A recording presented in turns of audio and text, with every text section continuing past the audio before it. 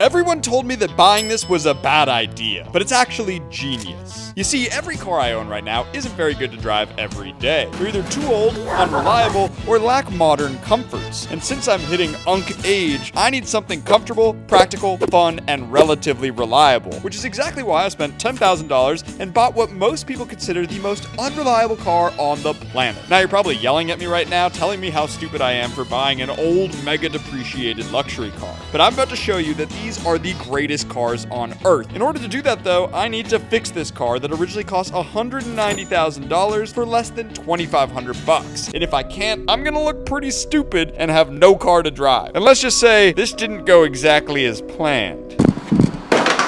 Now before we get to the scary stuff like the check engine light and the failing air suspension, let's tackle something I do on every used car I buy, an oil change. This is always a safe move, and the oil in this car is really gross, so I am super glad to be switching it out for some fresh stuff. For those of you keeping track of the budget, this cost me $115. Now while I'm under here, I'm also going to do two other fluid changes. The first is the transfer case. These Range Rovers are actually very capable off-road, and this transfer case is a big reason why they're able to do so well. But everyone always forgets to change the fluid in here, and if you don't, it'll eventually shred itself to bits and cost a lot of money to replace. So for just $60, I can get some peace of mind. Next is the transmission. This is another preventative maintenance move and is a little more intensive than the other two fluid flushes. One, it costs $150, and it also involves dropping the entire transmission pan and replacing it because it has a built-in filter. But overall, it's honestly not so bad. With that done, we need to answer two very important questions. One, what's wrong with the air suspension? And two, who installed this sparkly bedazzled start button? Let's start with the less important question of the air suspension. This thing has some fancy air suspension in it, and what's supposed to happen is when you turn the car on, it's supposed to rise up. But the air suspension is clearly not doing that, and it's very expensive. So hopefully it's not broken all the way and that we can fix it. If we can fix it for cheap, then this was an incredibly good deal. One of the big reasons these cars have stayed so cheap is the air suspension. Early on in the ownership of these cars, a lot of air suspension systems failed, and it was incredibly expensive to repair. But now that the car is so old, aftermarket companies have started to make actually good air suspension systems. They're still not very cheap, so I'm hoping that we can solve this without getting that. And I think maybe we can, because every time I try to get the car to raise up, you can hear air leaking from the rear. You can very clearly hear this side leaking, listen. And we still got other problems that I didn't realize we needed to solve, but we gotta get this air suspension working, otherwise don't buy luxury cars that have depreciated. After a little further inspection, I think I might be getting lucky. This super cheap plastic airline seems to be where the sound is coming from, but in order to find out, I'm gonna steal some soap from my landlord and spray some soapy water on there to confirm my suspicion. All right. Now, to figure out where it's coming from, you gotta spray the whole thing.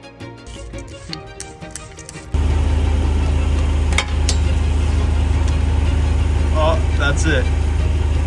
Right there. With that clearly being the problem, I'm making sure it's properly tightened down, which it wasn't before, and hopefully that fixes it. And it didn't. Yeah, of course it didn't. The rear did go up a little bit, and it's leaking less. But what it is that little plastic piece. I'm pretty sure it's that little plastic piece. I can replace that. That's like 20 cents. What's now weird is that the front won't go up, and the system gets hot, and then needs time to cool, and just doesn't do it all the way. But it did raise, maybe the most it's raised. But the front is just like pulsating. Like both bags are like gaining air and then losing air. At first I was worried that maybe one of the bags was popped, but because both are doing it, the coincidence of that being true is probably pretty rare. Now luckily, I know all the psychopaths who escaped the psych ward that absolutely love these cars. And one of them happens to own one of the biggest parts companies for these cars, Lucky 8 Off-Road. So I'm gonna give Justin a call and see what he thinks. So, you see the bag? So if I squeeze it, you can hear air coming from down here. Yeah, that's probably what was wrong. They put the broken air struts back in your car instead of replacing them, so you got broken air struts. Good news is I think I know where two new ones are. Now, before I blow a big chunk of my budget on Justin's air suspension, which I gotta be careful because I still have a lot to fix, I'm gonna see if the old owner can confirm that these air struts are broken and that he gave it to me with bad ones for some reason. Hello? Hey, this is Jackson, the guy you sold the Range Rover to. Hey, Jackson, how are you? Good, how are you today? Feeling good, feeling good. I just had a quick question for you. So I got the car, it's awesome, I love it. I'm just trying to diagnose the air suspension stuff. And I had a quick question for you that I thought maybe you would know. It would just help me diagnose. Do you know if the front struts were the original ones that you had in the car, the air suspension struts? We put the original ones back on the vehicle. The ones that were put back, like installed onto the car, those were the original air ones that you'd had on before? That they was, yes, sir. Well, with confirmation that these are clearly broken ones, I still need to solve the second and most important mystery. Who put the sparkly button on? Was it you who put the sparkly start button on there? I did, and I'll tell you why. This is crazy. When I got it, somebody evidently pushed it too hard and they popped a little hole in it, so that just covered up some ugly. With the sparkly button mystery now solved as well, we can get to fixing the air suspension. I did have to spend $1,400 on Justin's air suspension, but this stuff is really good.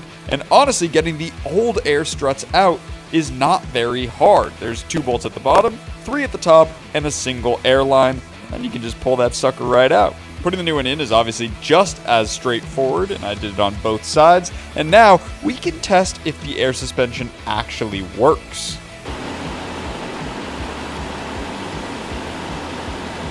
Yes!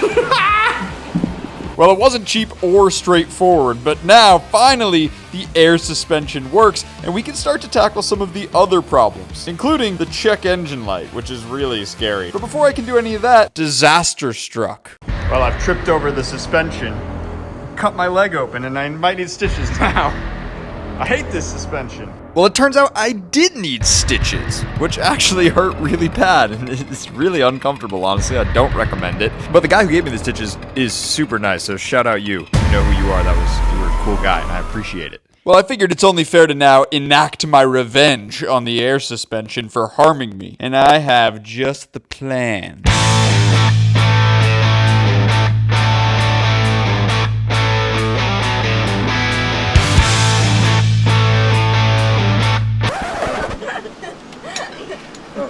I'm sorry. Hey, we're not coming to beat you up, don't worry. We're coming to beat the air suspension up.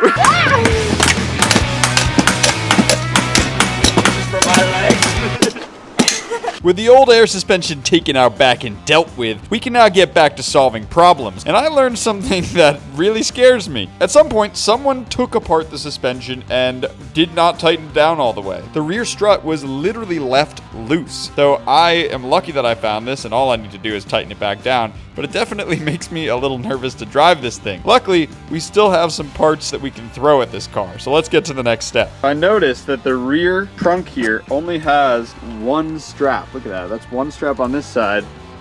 The other side has completely fallen off. I went on eBay and for 10 bucks, got this strap. I'm gonna spray the old hardware with some WD-40 because it is really on there. This did have a strap, it's completely snapped. And I gotta let this soak, but this stuff's really good. Why am I being attacked by a bug? This is honestly a super easy fix. Takes less than 10 minutes and is definitely worth doing. I feel like a lot of people ignore the small things when they buy a car that are broken and just let them sit like that.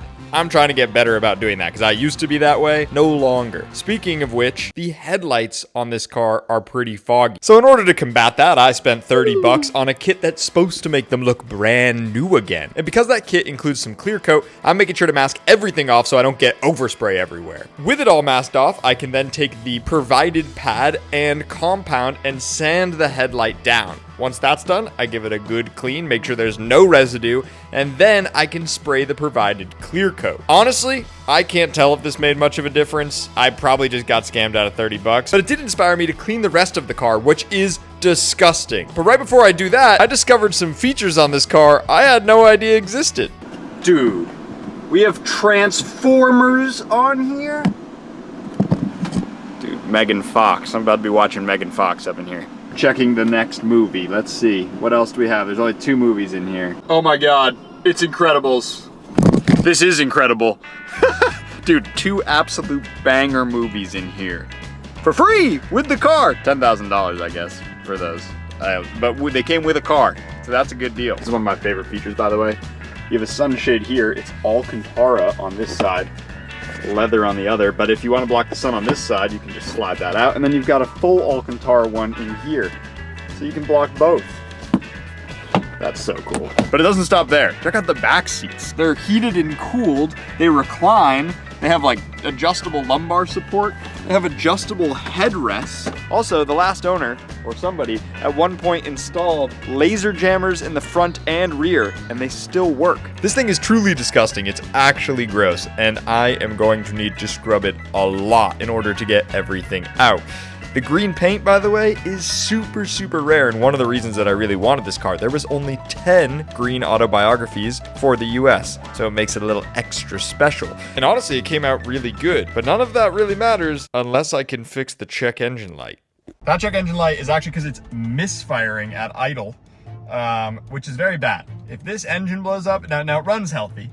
The engine does run healthy, but if the engine were to blow up, this was a terrible idea, and you shouldn't buy a depreciated luxury car. But I'm trying to prove that it's not that bad. I'm only mildly sweaty from doing a lot of work to get a car working again. But I do think that I can solve this problem without really any money, 20 bucks, because I think this gas cap will do it. Now, these cars have a very sensitive vacuum system, and occasionally, if your gas cap has a bad rubber seal, the vacuum system throws a code, and it runs the engine a little too lean, and it misfires. And I kind of think that's the issue. It's also the cheapest solution in this case. It happened to my Toyota Tacoma, and the gas cap solved it. And this gas cap is clattered. So I think we should be able to get it working again. I'm just gonna get into the system on this here device. It's a Landwind. I've never heard of that. That's some Chinese something. This isn't pee, by the way. This is just oil. You're gonna have to trust me on that, I swear. That is disgusting. New one's gonna go in. Oh, that seals so much better. Oh, well, that just did its thing. We're just gonna tuck that. Dude, if this solves it, I am a genius. Check engine light went away. I'm a genius mechanic. You guys should definitely buy depreciated luxury cars. They're super easy to work on. That was at least easy. The other stuff is a little annoying, but that was straightforward.